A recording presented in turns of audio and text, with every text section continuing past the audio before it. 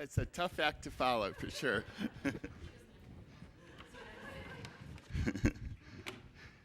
And, okay, so this is an exhibition that we've been anticipating even before the new wing opened. It's an exhibition that has already been installed and enjoyed by lots of people in Philadelphia. It opened at the Barnes Foundation in February, just recently closed in May. And it's all about this particular period in Picasso's career. It's an exhibition that's actually built around this masterpiece by Picasso in our permanent collection, this late Cubist still life with a compote and glass from 1914 to 15. And I think a good way to start talking about the exhibition is looking at the catalog, the front and back cover. And to tell you the truth, the inspiration for the exhibition coming from this still life had to do with the desire to put this masterpiece in the permanent collection of the museum into context. Right? It was created during this very important period in history, the period of World War I. And the years of that war, 1914 to 1919, are not the exact years of our exhibition. Our exhibition begins a few years before the war in 1912, and it concludes a few years after 1924. But it was really all about, the initial concept was understanding more about the world in which this work was produced, where it fell in Picasso's career, and then looking at the bigger picture of world events. And so something very unique happens in Picasso's art during this 1912 to 1924 period, and that's illustrated on a work called Studies, or Études. It's the French word for study, étude. It's reproduced on the back cover of the catalog, and it gives you, it's a single work by Picasso, but it's filled with different kinds of images. And it's kind of a key to what the central theme of the exhibition is all about. What does that back cover, what does this work called Étude tell you about what's going on with Picasso's career during this period? It changes. In what way does it change? I heard the word variation, the word change. Yeah, the style of classicism is introduced as an alternative to the cubism that's represented by the still life with compote and glass. And how would you define classicism? Or there's another more general word you could use to, and actually, where is the classical part seen in studies? The center? The two hands. All right, so you call these, and the couple, and so you call these classical. How are they distinguished from then that would make the other works cubist or abstract works? Yeah. You could use naturalism. I actually prefer the word realism, which is a more general term. There are a lot of ways and shades of meaning of naturalism, and I think I prefer using realism and classicism. And so these are recognizable images. The first place you can recognize what they are, it's a face, it's hands. And the way in which they are depicted involves traditional, conventional ways of making images. That is, do they look flat or three-dimensional? Three-dimensional, and why do they look three-dimensional? Because he's used shading, or as a technical term, modeling, highlighting parts of the image and shading others to create the illusion of three dimensions. And then, so going beyond, and then on the other hand, these abstract treatments of portions of the composition, what does this represent? Where my pointer is. it represents cubism, but can you make out objects or a bottle of wine? Compote. Okay, a compote, a dish with a stem on it similar to this. Anything else? It could be what? A head. Oh, so eyes and a nose or a profile, so you jumbled heads. Okay. Or what? Clown's face. Oh, a clown's face. Yeah, I mean, it's very difficult. No matter how abstract Picasso gets, he never becomes totally abstract, so that you never get images where all he really can talk about are lines and shapes and color. They are still grounded in physical reality, but the Cubist style makes the objects and the identity of the objects hard to sometimes decipher.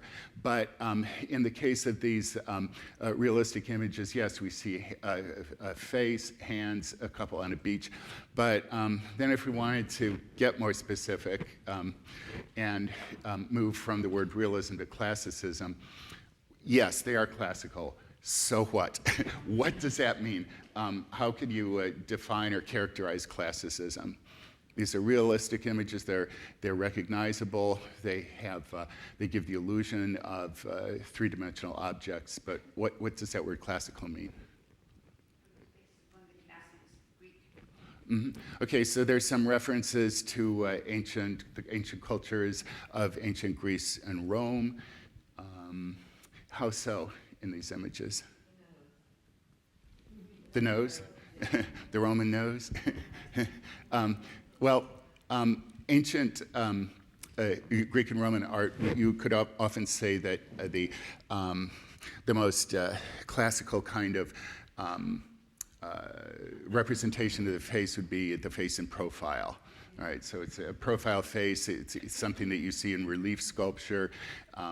There is also something about classical art or culture that has to do with the absence of the specific and the representation of that which is general or universal. So, for example, this couple on the beach, are there any specific landmarks or places that would identify where they are? The dress that the woman is wearing, the color is white. It may be a fashion of 1920, but it could be a classical robe. And it's a couple that's against a backdrop very simply of land, sea, and sky. So there are characteristics or qualities of ancient art. I mean, besides references that, or the presentation of these bodies or fragments of figures that that could be mistaken for ancient depictions, but the mood of classical art. Is it excited or calm? Calm. Is it irrational or rational? Right. Yeah, so this notion of stability, rationality, calm, these are characteristics of this classical style of Picasso. And one important feature of an image like this, it's a demonstration that even though there's a turn to classicism around 1914 that continues into the 1920s more strongly, does Picasso give up Cubism once he starts generating classical images? No. The two exist side by side. So he'll paint something classical and then revert back to his next painting might be Cubist. And yet in the same year, you see equally realistic classical works next to Cubist works. And Simonetta Fraquelli, who's actually visiting, she's helping install the exhibition. I think at this point she's been whisked off to WOSU to interview with Alison Fisher, but she's been here since last week guiding the installation, and she is the guest curator for the exhibition that I'm sure some of you have read her essay, have you, in the catalog called Double Play. And she actually wanted to call the exhibition, she's from Milan. She worked at the Royal Academy in London, but she's an independent art historian and curator working in Italy. And she had thought that the title of her essay, Double Play, could be the title of the entire exhibition, right? Because of this back and forth in Picasso's work, alternating between Cubism and Classicism. And there are also elements in the classical works of abstract Cubism and elements in Cubism of the realism or Classicism during this period, which is interesting and that we'll look at. And the opening at the Barnes featured, and here's another good example of a classical or a realistic work. It's a relatively small drawing in the exhibition, but at the Barnes, it was reproduced as a large kind of a banner or mural that you saw when you entered the exhibition, and we've done the same thing here. It's reproduced on a scrim that's hanging from the ceiling that confronts you when you entered the exhibition. And so you enter, and then on the right side, it's Cubism or Picasso, Picasso, The Great War, Experimentation and Change on the right, and if you go on the left, there is the ceramics exhibition. And so the big idea, sorry if I've been belaboring it, but is that there are two styles in the period of World War I, abstract Cubism and realistic Classicism. The two styles practiced simultaneously. And then another reason that this exhibition is timely, the fact that in 2016, we are how many years removed from World War I? 100, right, so it's the centennial of World War I. And there are a lot of exhibitions related to the war, this being just one of them that we're fortunate enough to have here. So looking at the way in which these two styles are used, in many cases, to represent the same or similar subjects. That's something that you can use as a guiding principle in taking people through the exhibition.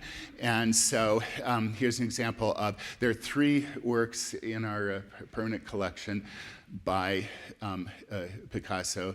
The first, The Still Life with Compote and Glass. This is a second, a female nude. And here's a work representing the classical style, borrowed from Minneapolis, Women by the Sea. And I'll talk about the third image in a minute.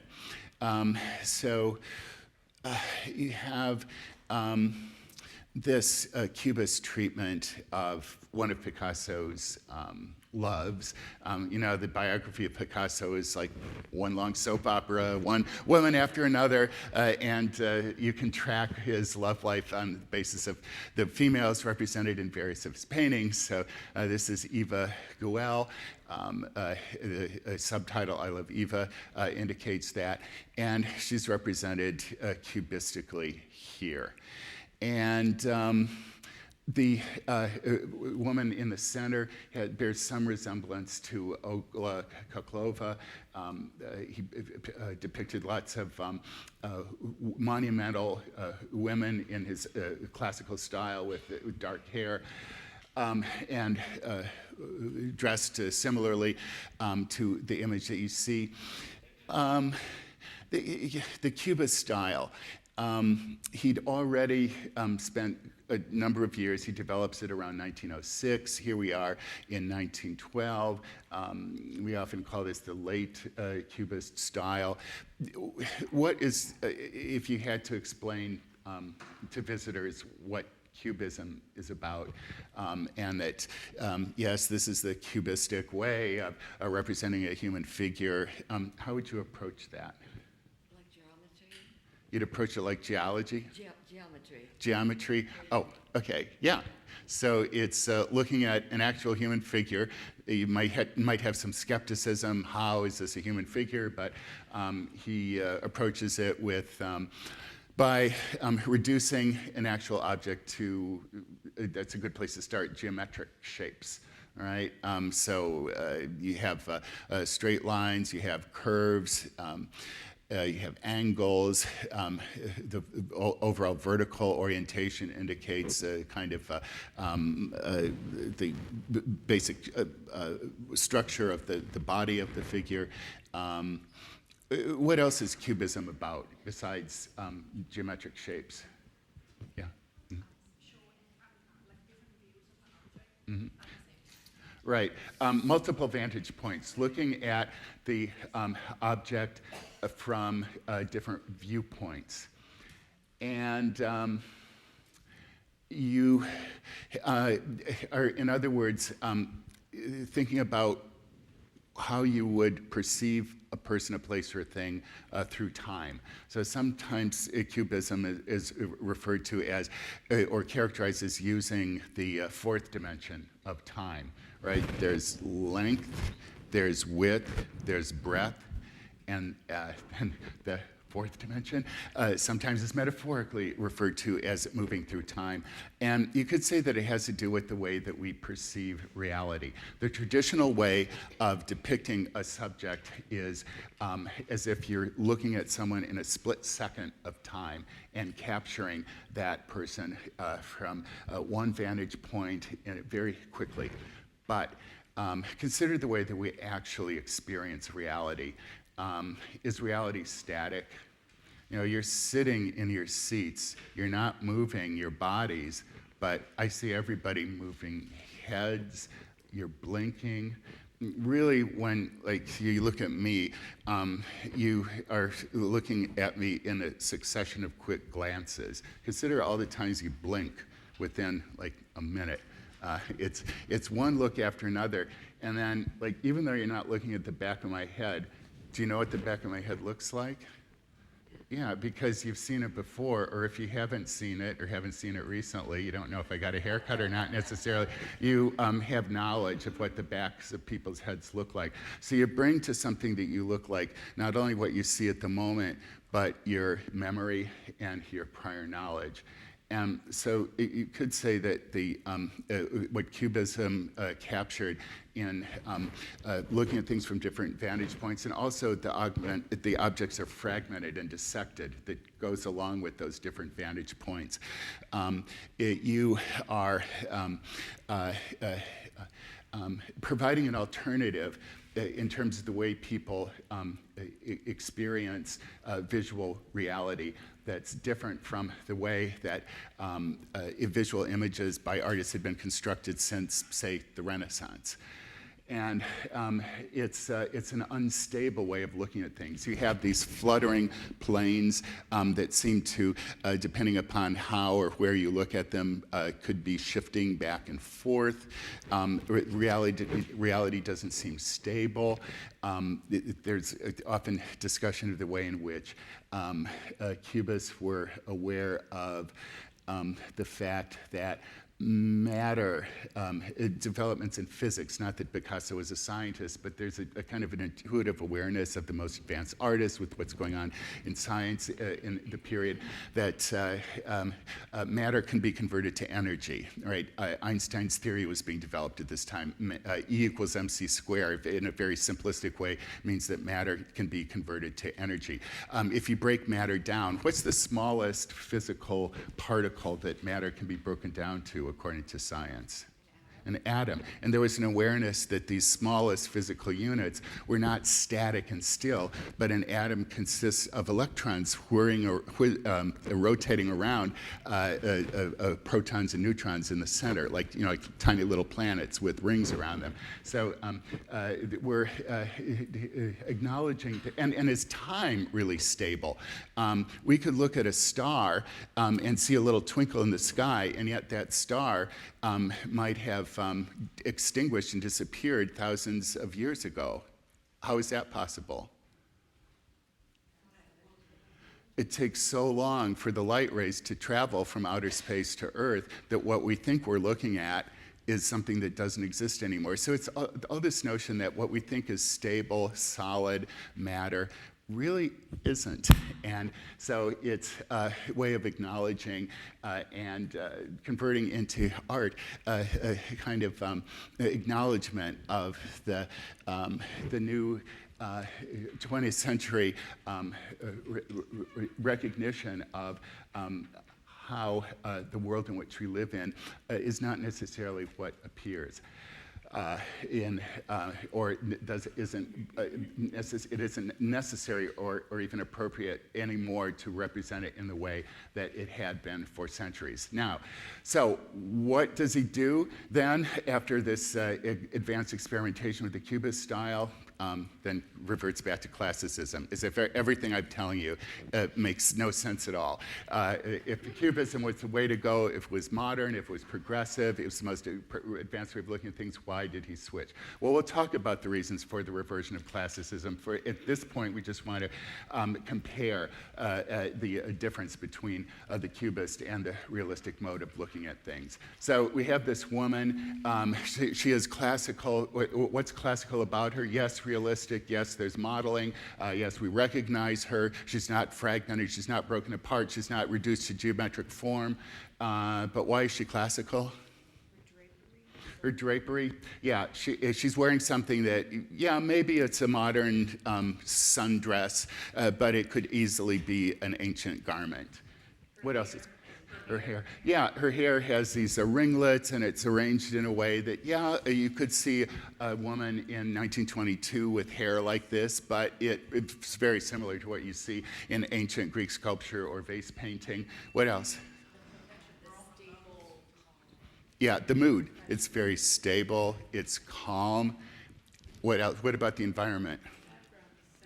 Right. The background, it's not a modern city, it's not a specific city, it's just land, sea, and sky, and it's a universal, general depiction of a woman in a natural environment. And and as I said, biographically, it's similar to Olga. And then we have this, The Reclining Woman from 1915.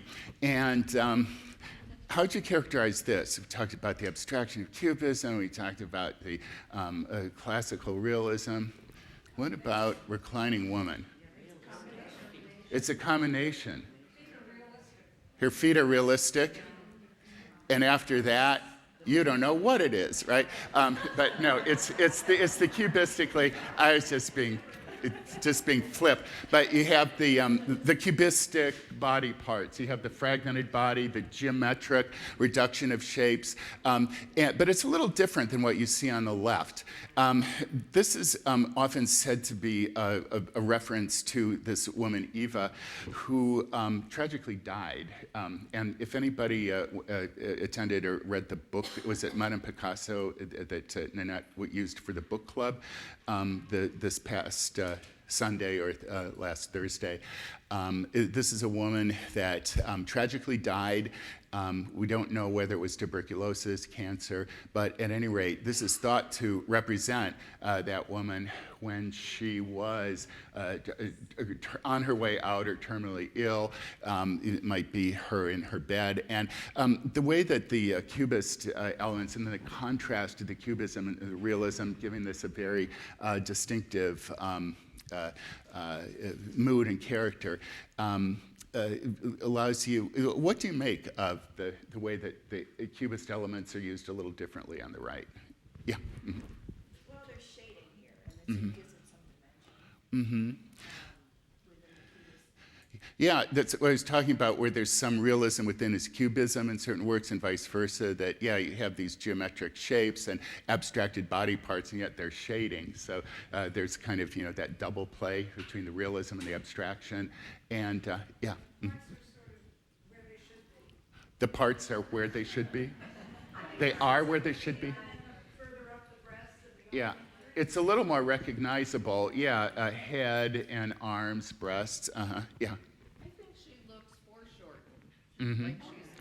Yeah, there's the foreshortening, the depiction of the feet from a straight on angle, but then the implication that her body is moving back in space in an angled way. That's another more conventional way of depicting depth. But what about the mood?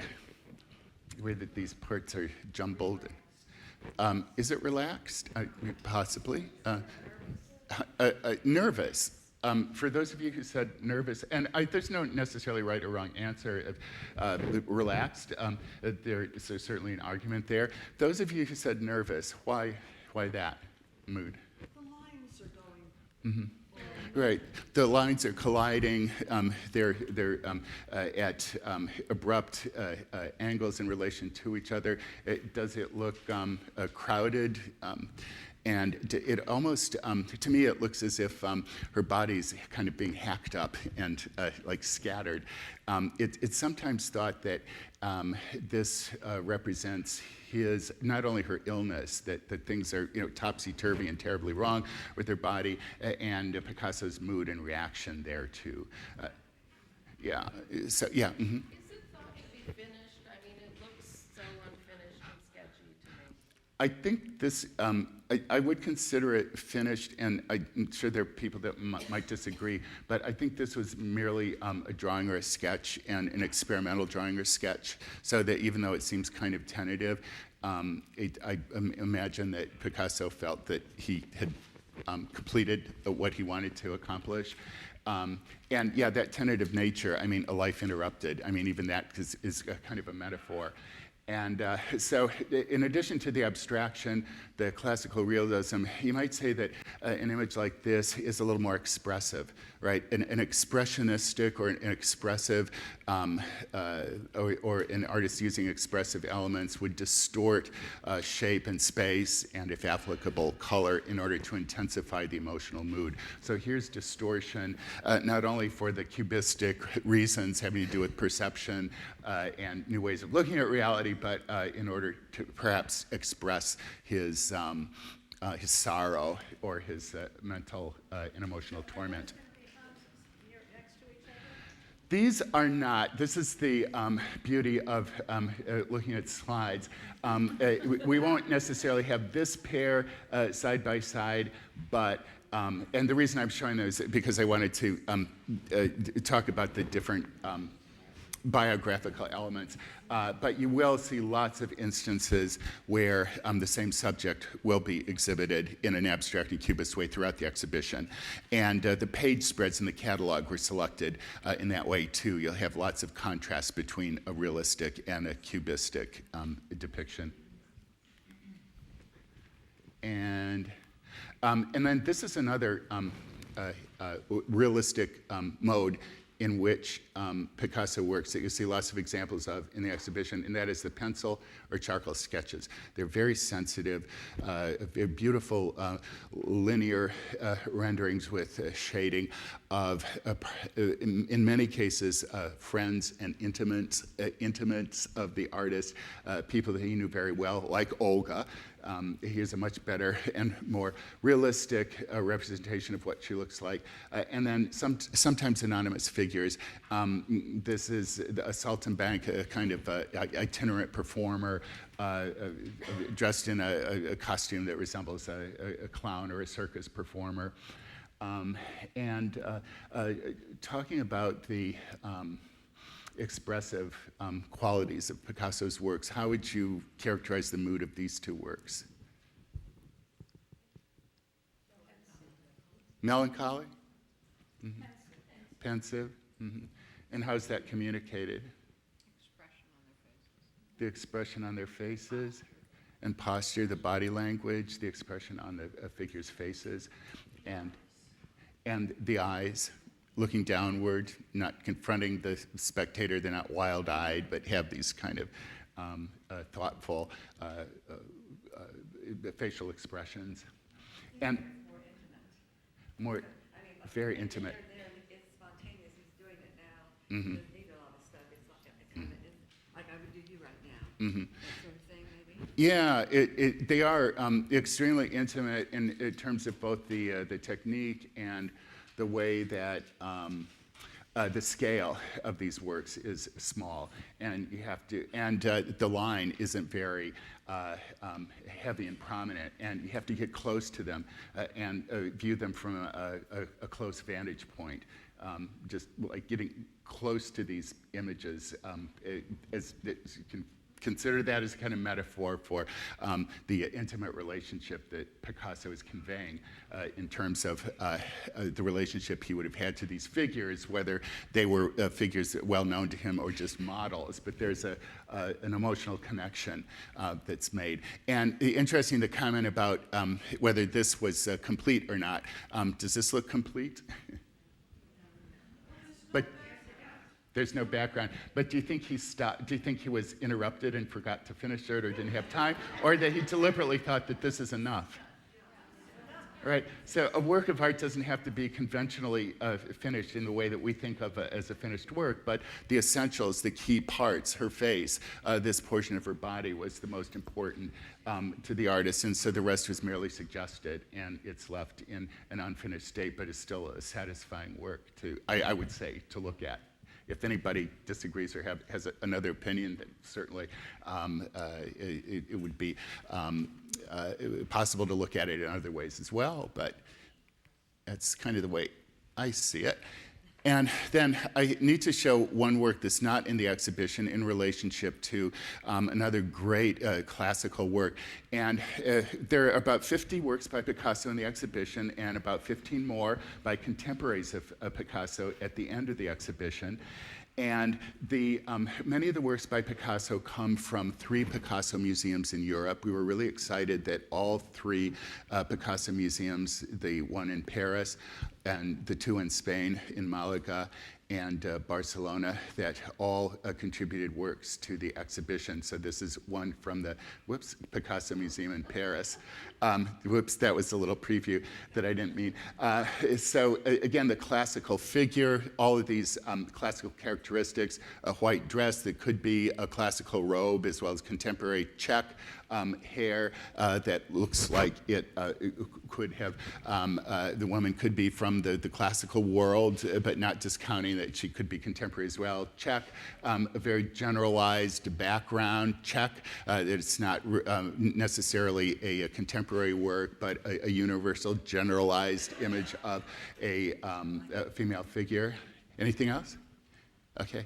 And notice that his females tend to be, I shouldn't say this, but female hulks, that they're really heavy-limbed, and they often have small, look at this last example of the small heads and large bodies in relation, large hands.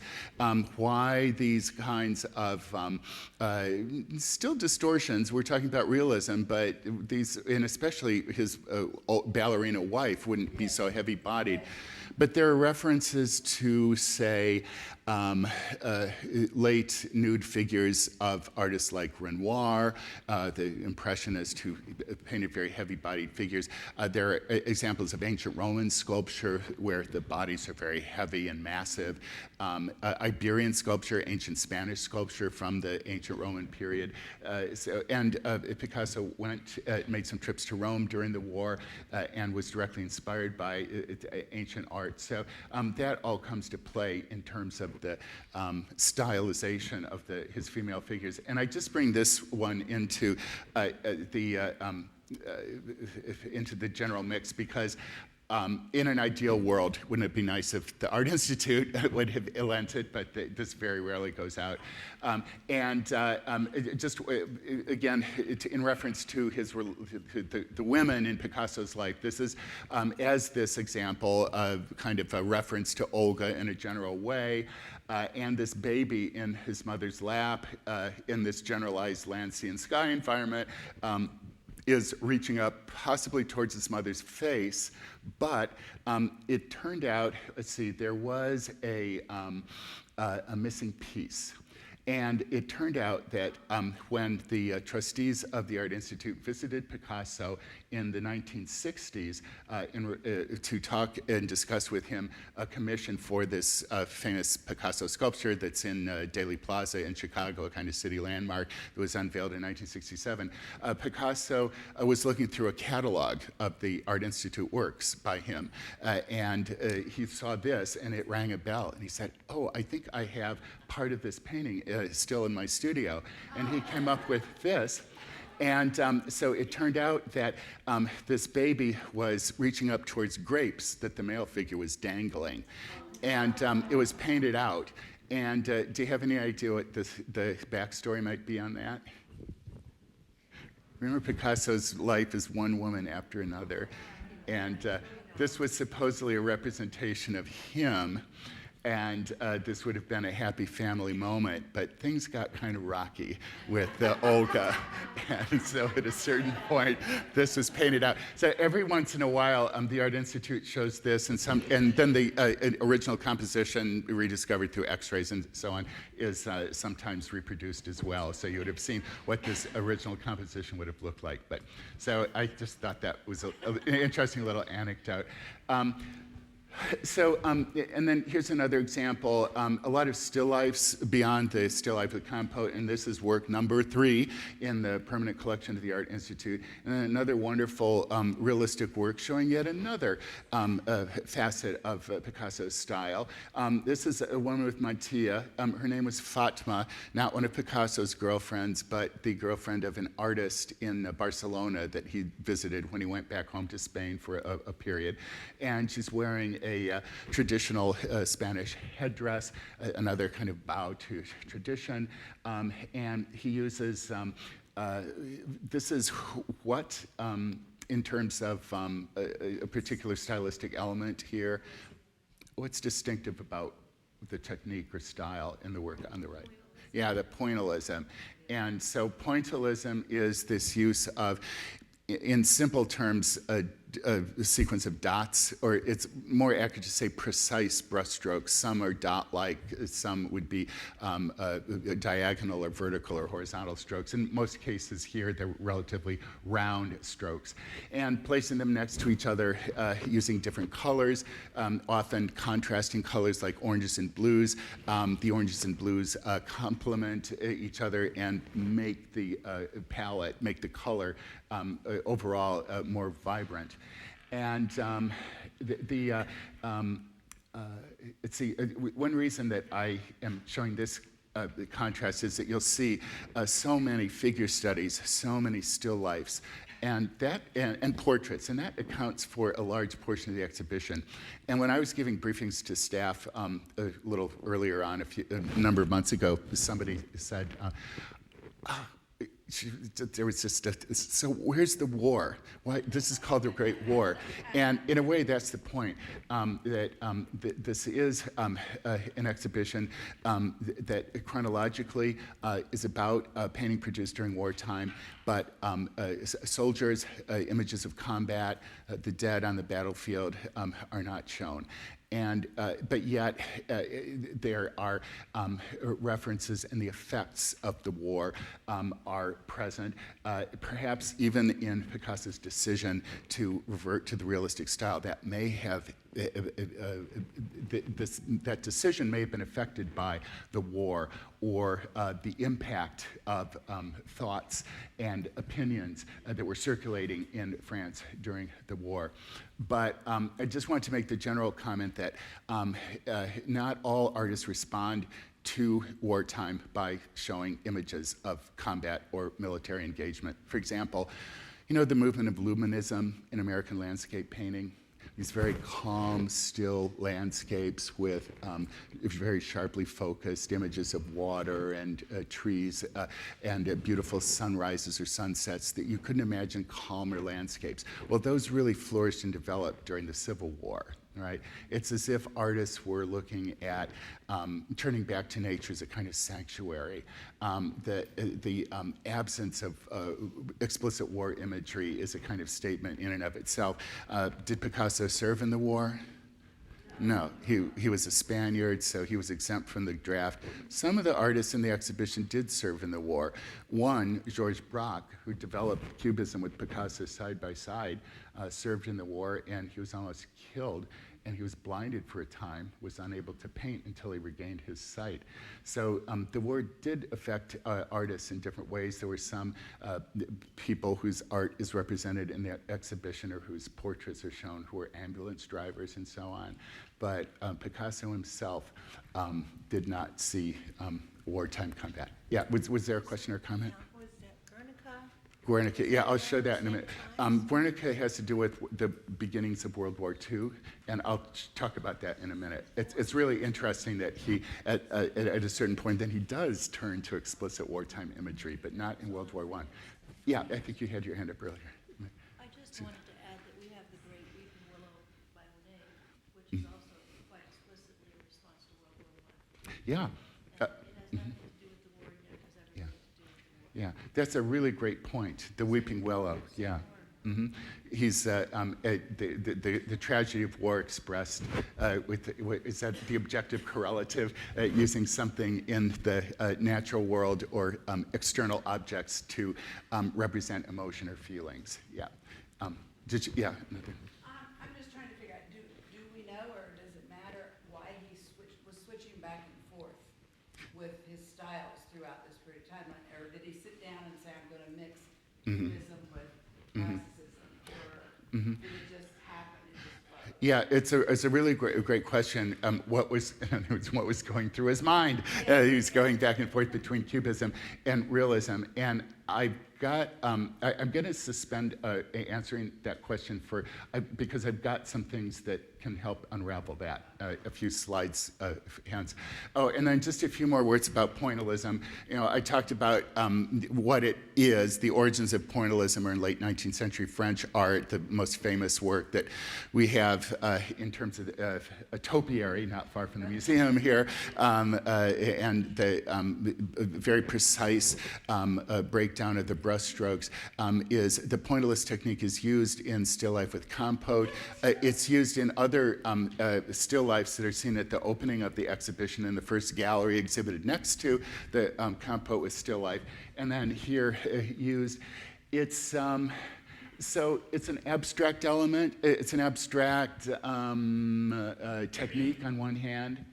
On the other hand, it can be said to have its realistic use.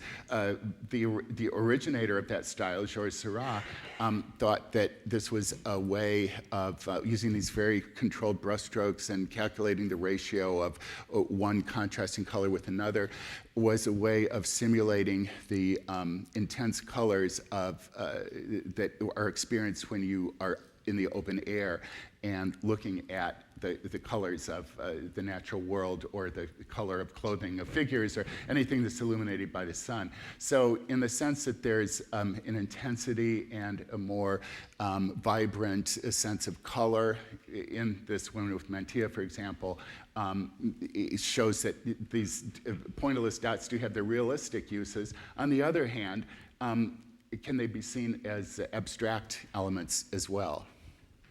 For example, this entire still life is covered with, or the background here is covered with pointillist dots.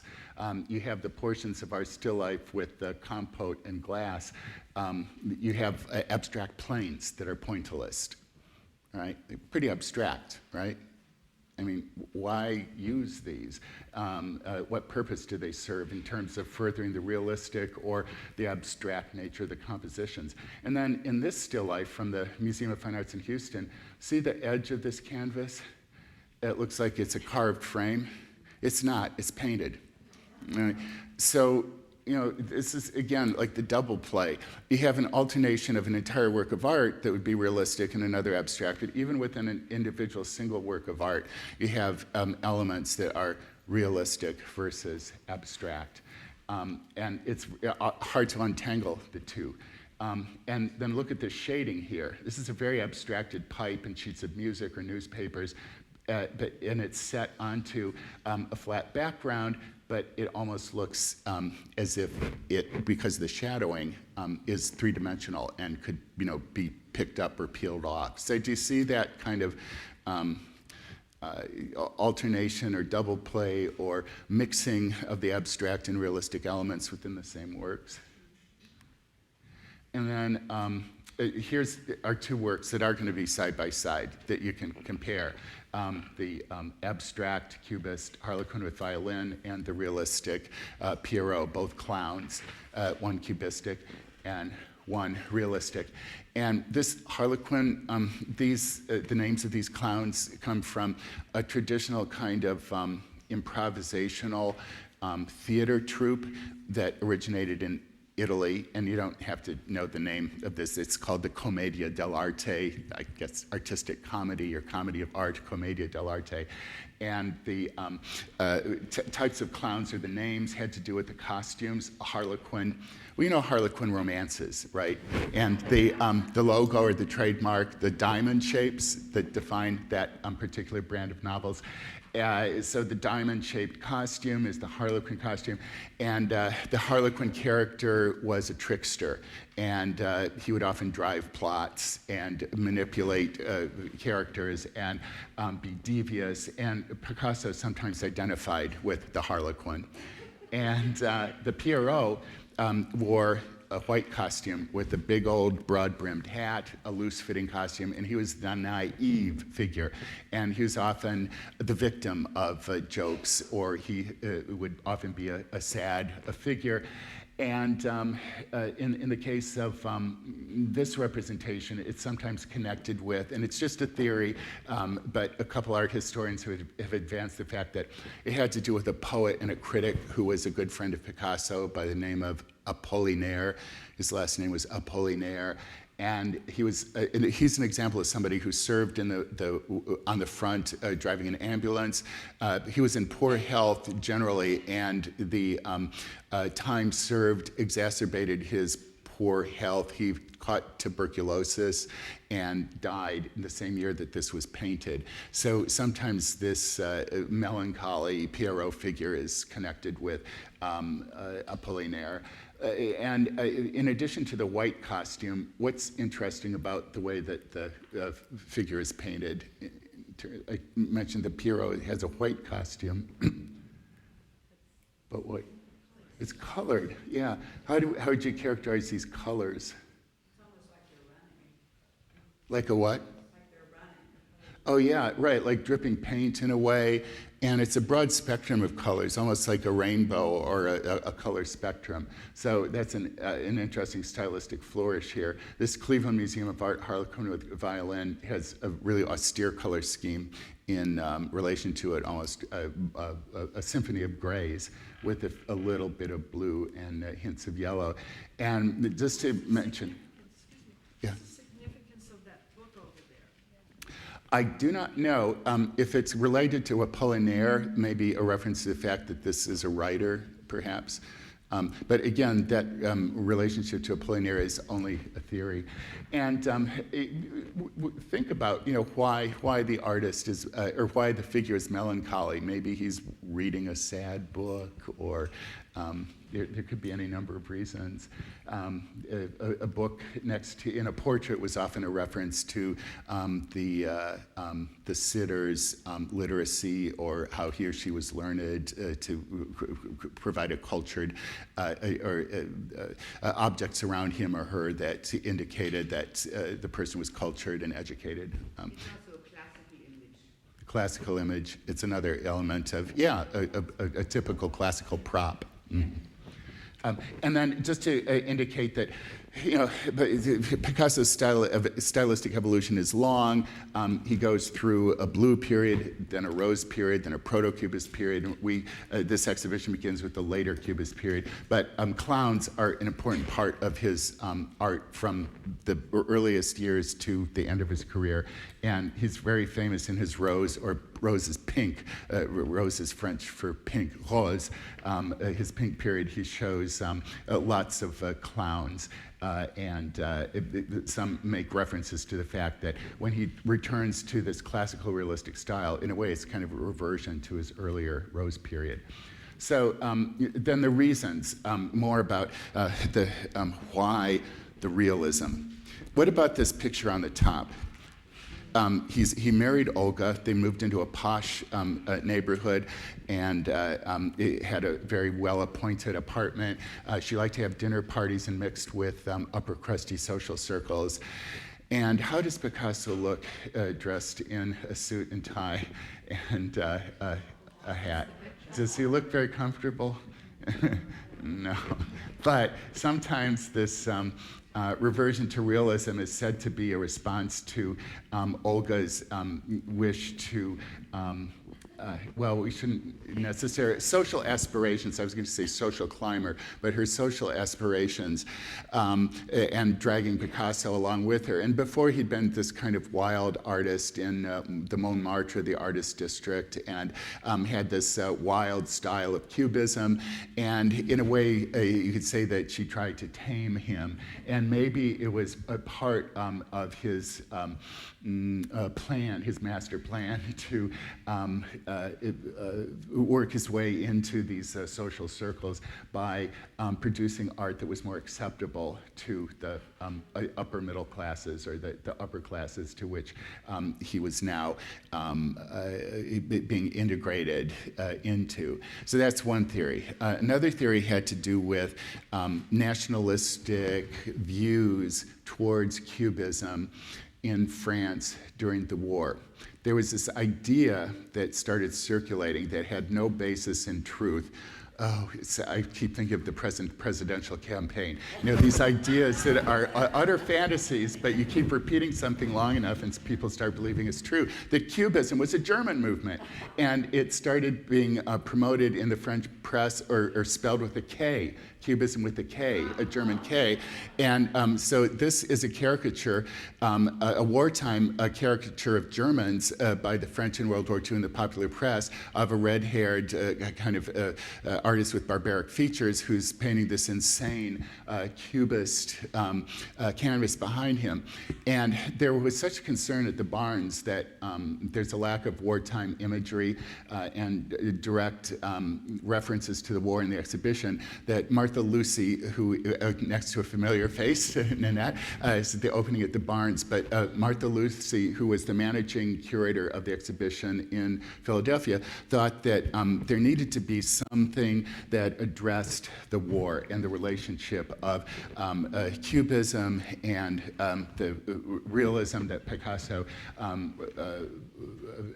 adapted and embraced during the war years. So she examined, and this is a great, and I'm going to ask Sai, our projectionist, to play a few minutes of the opening of this film. This is what you'll see when you enter the exhibition, explaining how Germans, how the French viewed Cubism, or positioned Cubism as a German movement that ran counter and was even endangering French values and culture. Okay.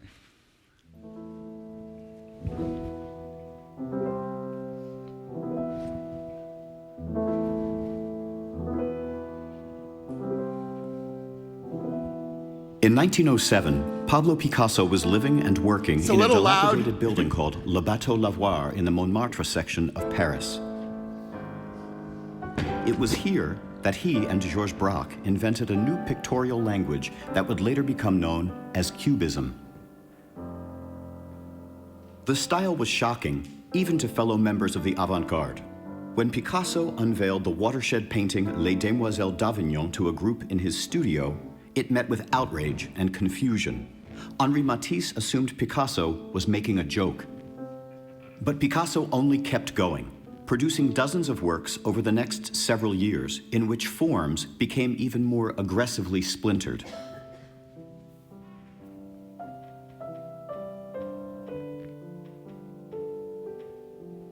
Other members of the Parisian avant-garde soon began experimenting with this radical new language. Artists like Albert Glaise and Jean Metzinger exhibited Cubist works at the salons, drawing public attention to the movement. The more the new style spread, the more outraged the Paris art establishment became. Conservative critics and artists declared Cubism tasteless. These artists were sick, deranged. Their distorted forms seemed like an attack on traditional French values. Cartoonists mocked the style relentlessly. Here we see a Cubist painter being grabbed by the collar and heroically expelled from the landscape.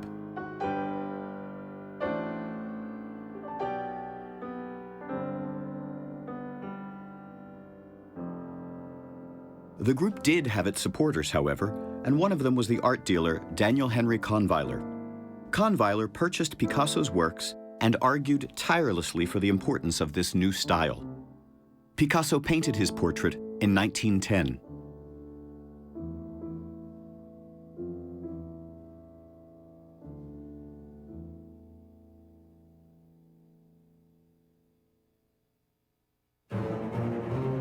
On August 3, 1914, France and Germany declared war on each other.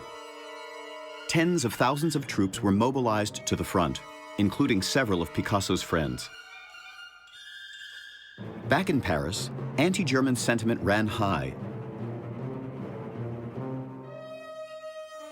especially after the destruction of the great cathedral at Rheims in September of 1914. Anti-German propaganda spread furiously throughout France. Magazines like this one emerged. Boche was the nickname for the despised enemy soldiers. As the war raged, Cubism began to take on a strange new political dimension. In conservative circles, the style was no longer seen as merely ridiculous. It began to be seen as distinctly German. It didn't matter that Cubism's roots were clearly French. Nationalistic newspapers began to spell Cubism with a Germanic K. Cartoonists began depicting Cubist painters as Germans. The red hair and barbaric features were the standard signs for caricaturing the enemy.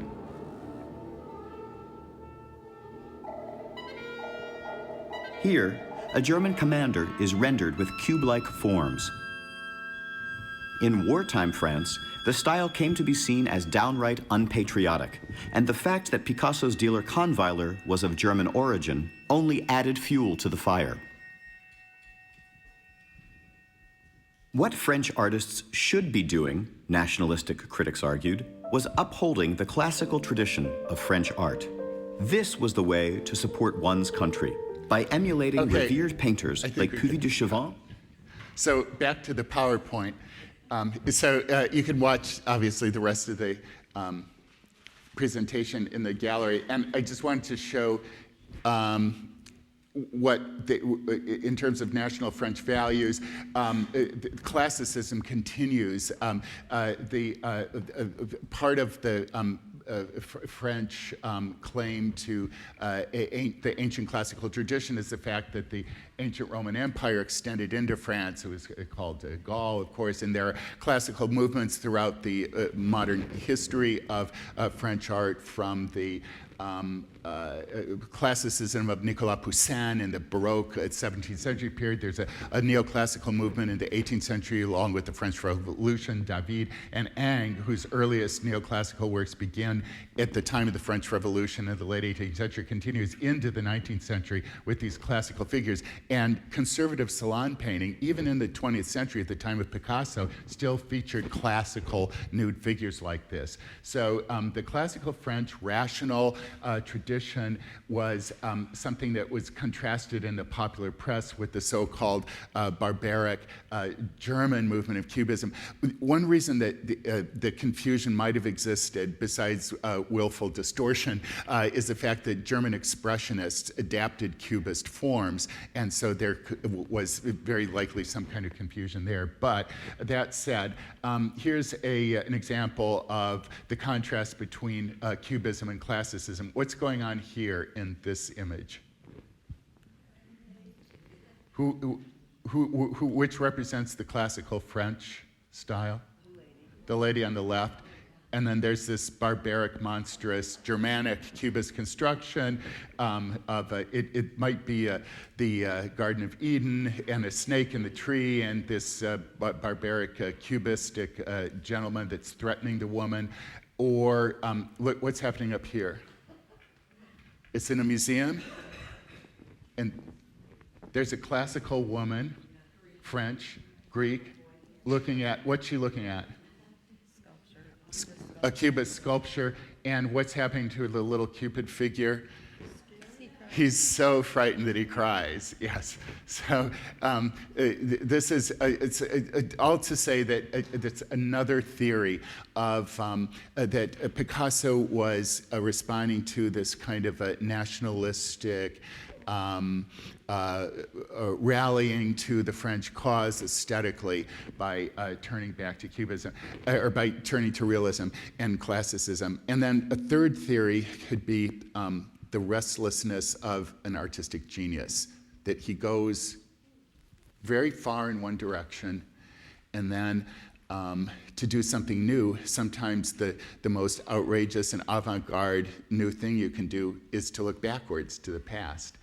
And it's happened in the late 20th and 21st century, the whole movement postmodernism, for example, in the 1970s and 80s, movements like neo-expressionism look back to earlier movements and return from abstraction and radical conceptual art to the art of painting, representational objects, references to earlier styles, earlier in the history of art.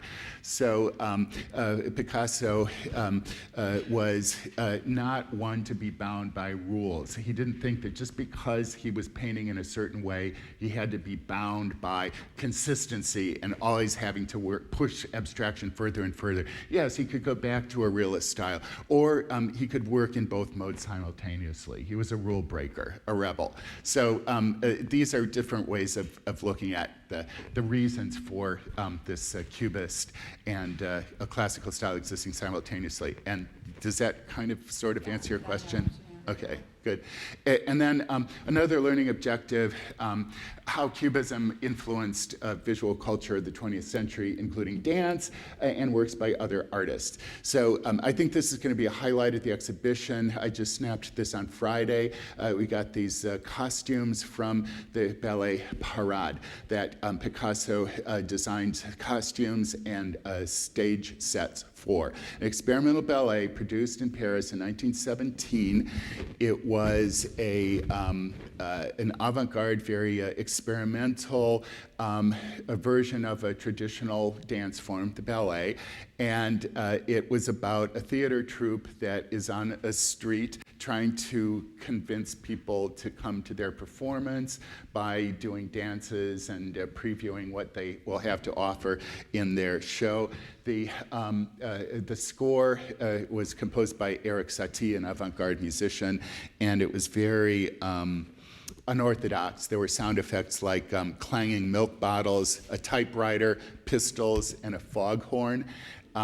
It was greeted with, understandably, a great deal of controversy. The libretto or the script was written by Jean Cocteau. And in the exhibition, in addition to these reconstructions of costumes that are on life-size mannequins that are from a recreation of the production of Parade presented in Bordeaux, France in 2003, that are on a little stage platform behind a photograph of the curtain that Picasso designed. We'll have photographs of the original performers in the costumes. Here's an acrobat performer. And notice, even though he's wearing a body stocking, it has cubistic geometric or elements on it. And this is an, let's see, an American stage manager on the left with, you can't see it from this angle, but he's wearing a skyscraper on his back. And this is a French stage manager smoking a pipe with knee breeches, so he looks quasi-18th century, and then a horse, a cubistic horse. And we'll have some drawings by Picasso, designs for the costumes, and an actual costume that was worn by this man, the choreographer, Leonid Massine, and one of these beautifully sensitive classical portrait sketches of a very good friend of Picasso. What was that? Oh, the Wexner had that exhibit, and the Sigmar Polke took this painting on the left-hand corner and then added his own. It's amazing how something from 1917 continues to excite the artistic imagination, revivals or riffs on it. And this is the costume of the Chinese acrobat that Massine wore, and this is the only vintage costume. This is an actual costume from the production. And this is a photograph, it's reproduced in the catalog, of the curtain that Picasso designed. It is so large and so tall that we could not exhibit it. It is in a French museum. And even the Barnes, who has these huge ceilings, they didn't have a tall enough space to show the curtain. But we will have this photographic reproduction on one of the walls in the exhibition. And then we do have the sketch that Picasso did for the curtain.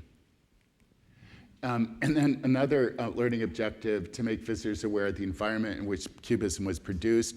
So Picasso and his friends were enjoying themselves on a day in Paris in 1916, August 12th, when Jean Cocteau, one of the collaborators in the Parade Ballet, the filmmaker, the artist, the writer, Cocteau, took his mother's portable camera, a Kodak, and snapped pictures of Picasso and his friends enjoying a day, a sunny afternoon in a Paris neighborhood during a time in which the deadliest, bloodiest battle of World War I was taking place in northern France, the Battle of the Somme. So you see these photographs here. Picasso is pretty easily recognizable. Here he is with an actress slash model by the name of Paquerette. She just went by a single name, like Cher or Hillary, I guess. No, Cher. And in instances like this, you see an artist. This is Modigliani, and we'll have some two paintings by Modigliani in the section of Picasso's contemporaries. This is one of them from the Oberlin College Museum. And then the writer André Salmon. And I'm sorry that this is still in progress, so that you have grid lines, but we'll have a map of the Paris neighborhood. This is like a southeast or southwest in Paris, the Montmartre neighborhood, where there's a big tower, Montparnasse, I'm sorry. There's a big skyscraper, Montparnasse, that went up in 1973, the only skyscraper in central Paris that defines the neighborhood now. But in 1916, this is a map of the streets and locations where the photographs were taken, and then a kind of who's who in terms of identifying the different figures in the photographs, and here they are on the walls. And there's even a portrait by Jean Cocteau, the man who took the portraits and who wrote the libretto of Parade. And this portrait was done by Maurice Kissling, who is in many of the photographs and is identified here on this chart. So one open-ended question that you could ask visitors: what do you think of this? The fact that on a battle that lasted, the battle started, I think, in June, and it ran until November, where thousands and thousands of people were killed. What do you think of the fact that, photographs are taken here and the war is raging? Is it? Yeah, we're enjoying a beautiful exhibition. War is raging.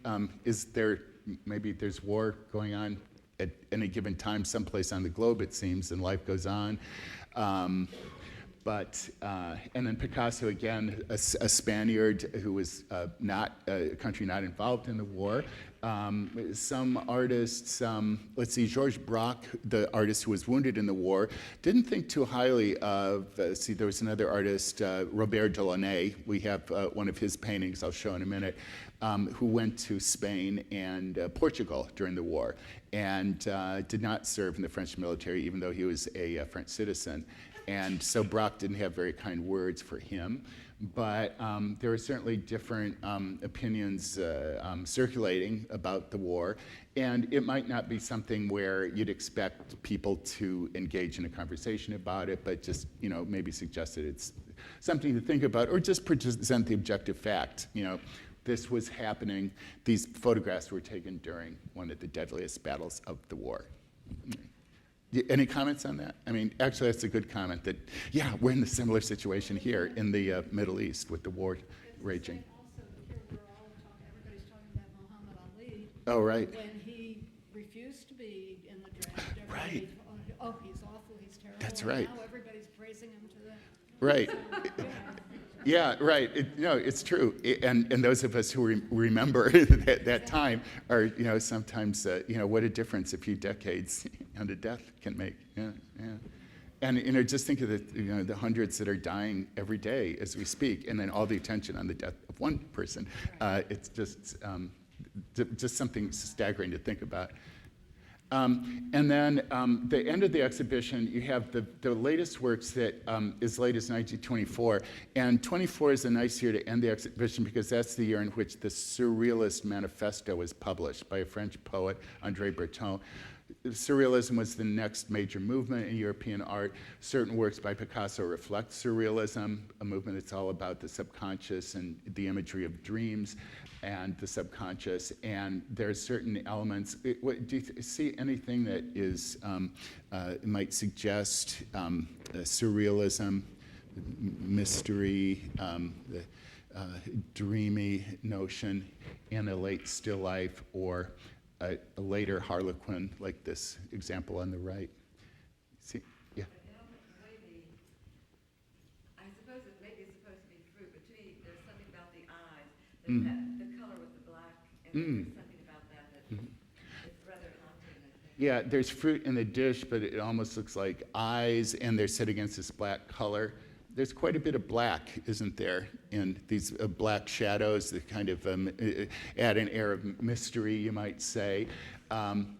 And just to give you an idea of what happens within another 6 years, he goes whole hog into surrealism, you might say, in certain works like this, where he abstracts. This is not, of course, in the exhibition, but is an example of his bone figures, where he creates and goes into imagery that's more fantasy-laden.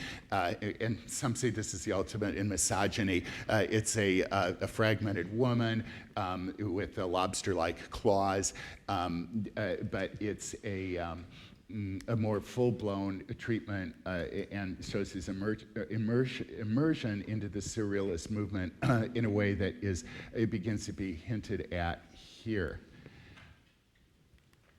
And some of the examples of these other artists, I talked about Braque a little bit. This guitar was painted after his blindness and his convalescence. Other artists like Diego Rivera, this is a very, very large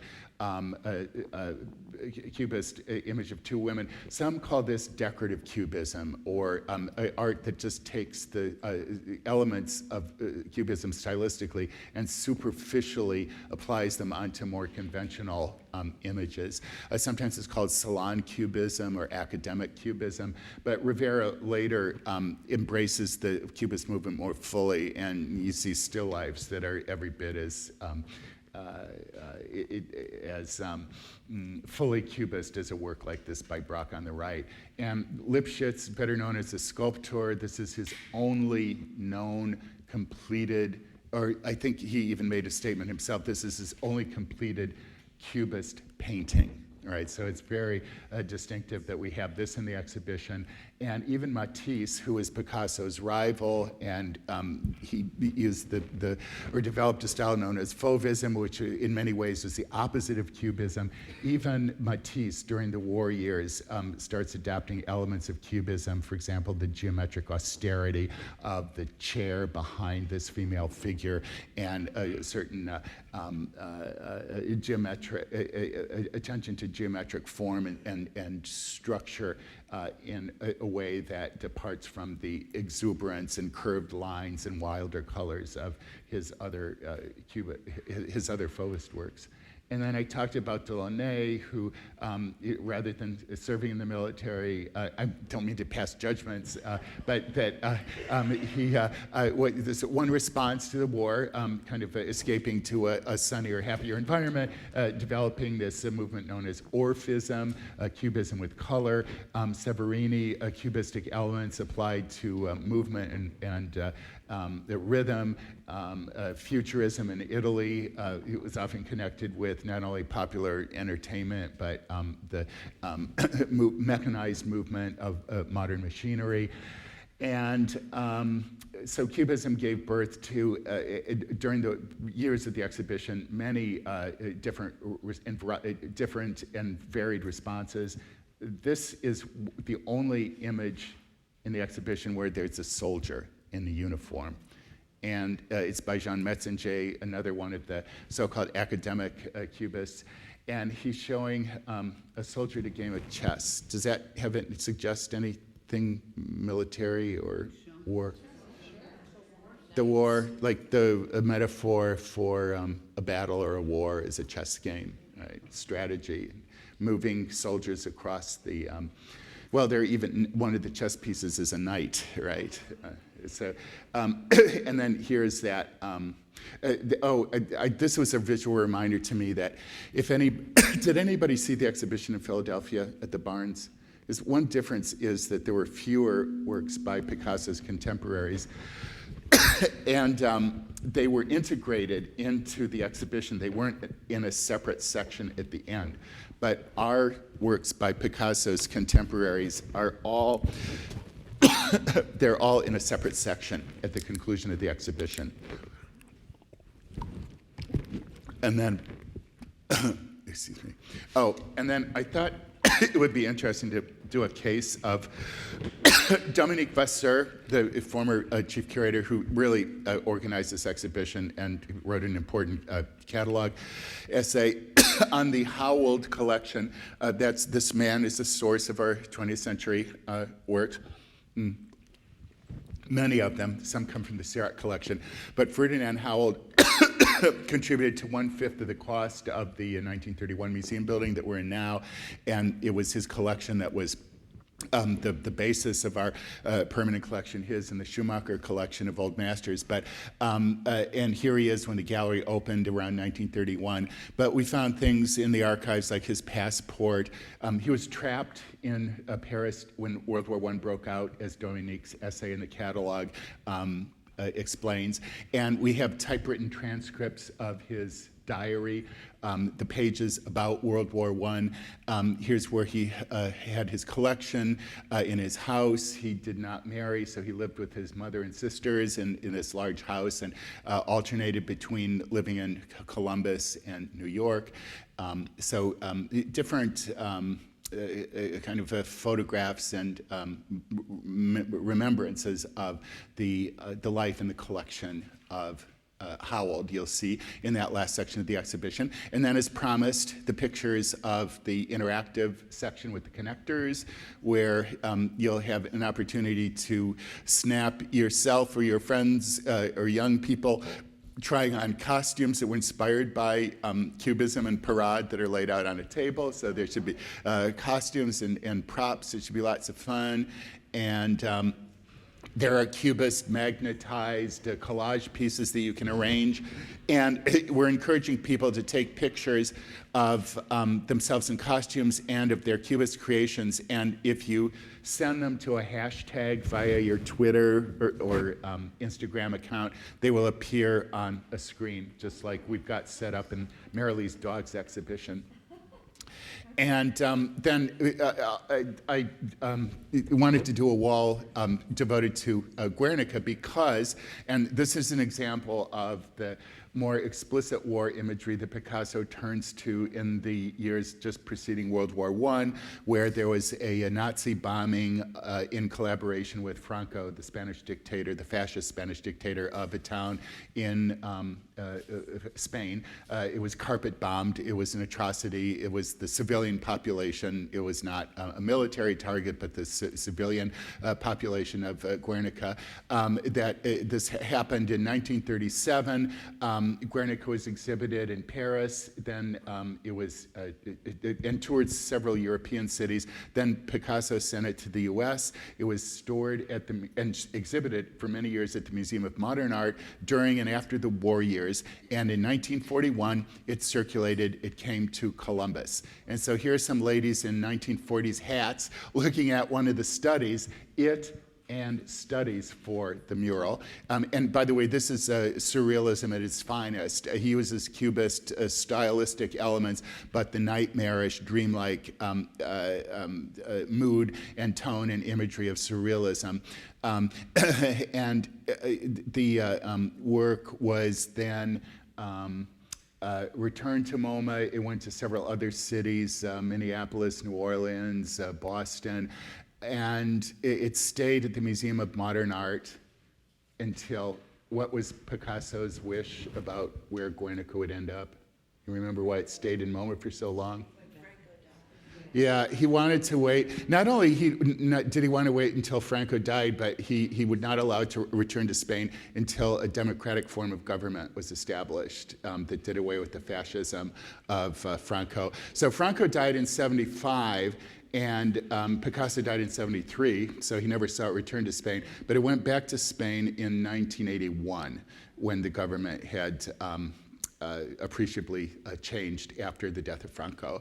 And it was the first time ever to be exhibited in Spain. It was never exhibited in the 30s or 40s in Spain, and it's now in the National Museum of Queen Sofia in Madrid near the Prado. It's a modern art museum where it's now exhibited in Spain. And so Picasso, the ceramic exhibition covers the years after World War II. So one reason I thought it would be good to have a wall in Guernica is there's that gap between 1924 and 47. So with the ceramics, we follow Picasso's career, at least in one medium, until 2 years before his death. Most of the ceramics are from the 40s and 50s, a few from the early 60s.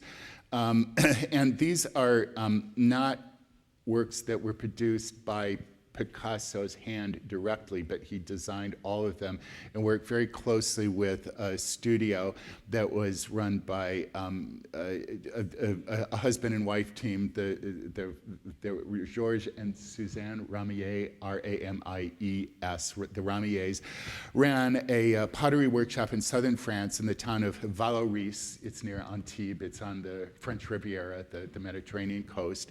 And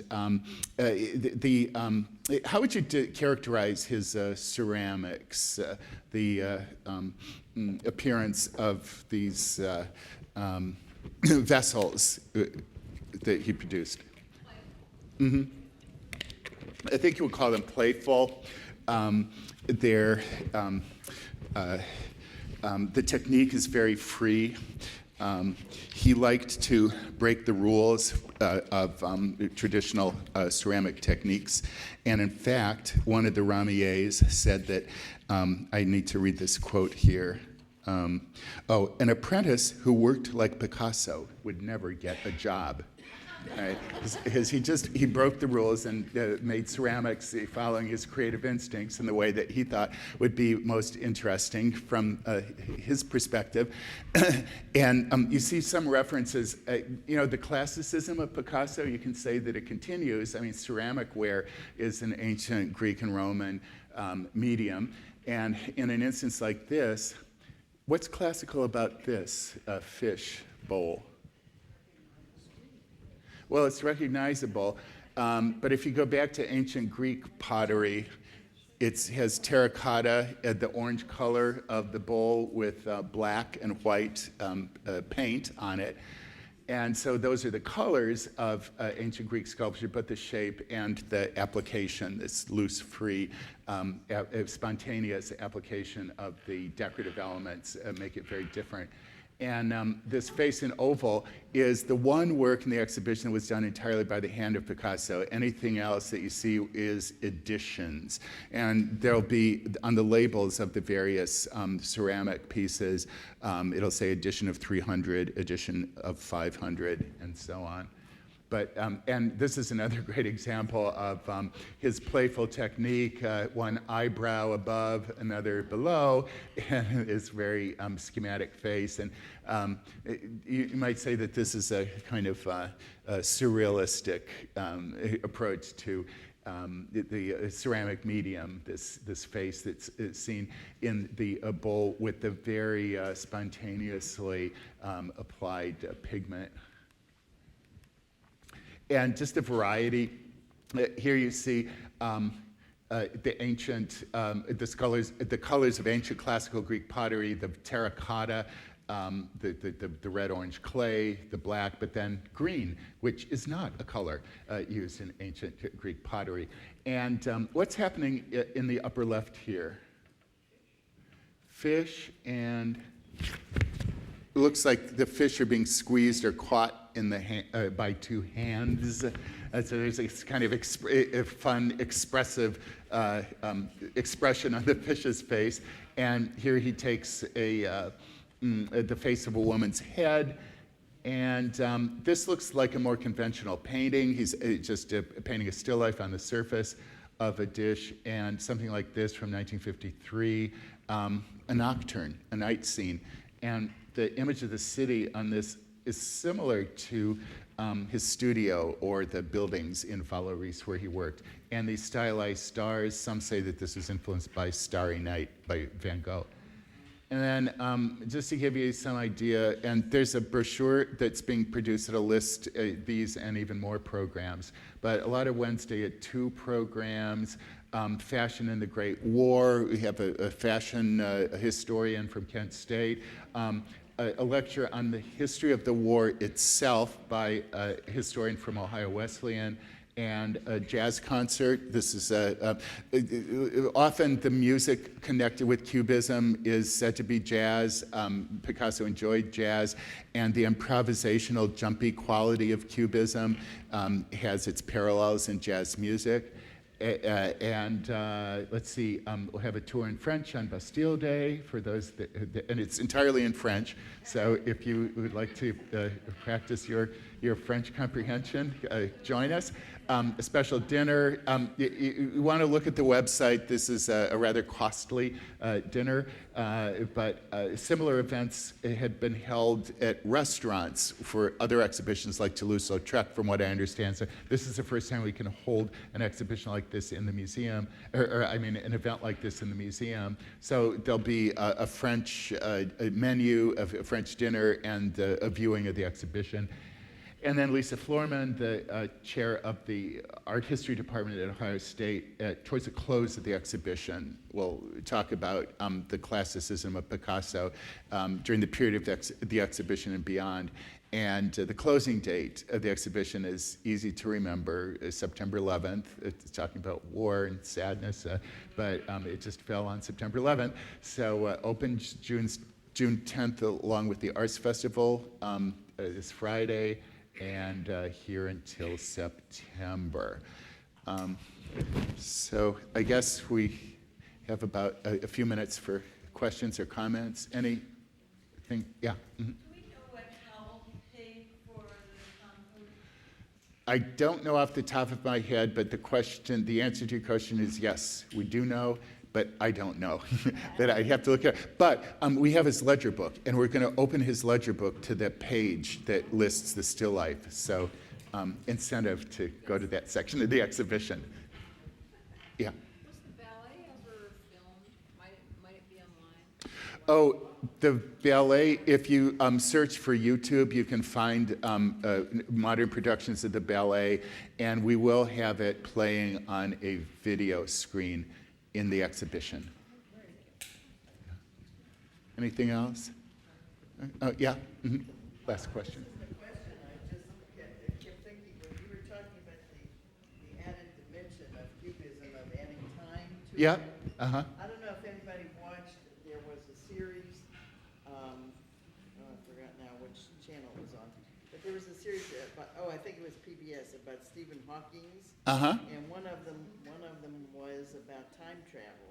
Uh-huh. And he presented it exactly the same way Oh. that you did. I mean, he in fact had people walk through a kind of grid, where there was length and width and depth. Uh-huh. Because then he had to go up in a building, which gave the depth. Uh-huh. And then the added addition was time. Ah. Uh-huh. So So even. he Uh-huh. basically concluded that you can Uh-huh. travel in time, that you can't go backwards, but you can go forward. Oh, interesting. That modern physicists like Stephen Hawking even talks about time as a kind of dimension. I did want to Yeah. ask, do you think Picasso was aware at all of Einstein's ideas or any of this? Yeah, there's a fair amount that's written about the relationship of Cubism to these advanced theories in physics. And even though he was not a scientist, and I don't think he was personally acquainted with Picasso, but I vaguely alluded to the word for it is synchronicity, where you have people in different areas and different disciplines, artists, scientists, that if they're very progressive and thinking and working in the cutting edge of whatever area they're engaged with, they often come to the same conclusions, even if they don't know each other or are not aware of each other's work. So I think the best response is that there was an intuitive understanding that reality as we think of it as being stable, solid, unmoving, that that idea is being blown up by discoveries in science. And that's one of the explanations for that notion of fragmentation and instability of Cubist work, of Cubist art. All right. Okay, well, thanks, everybody.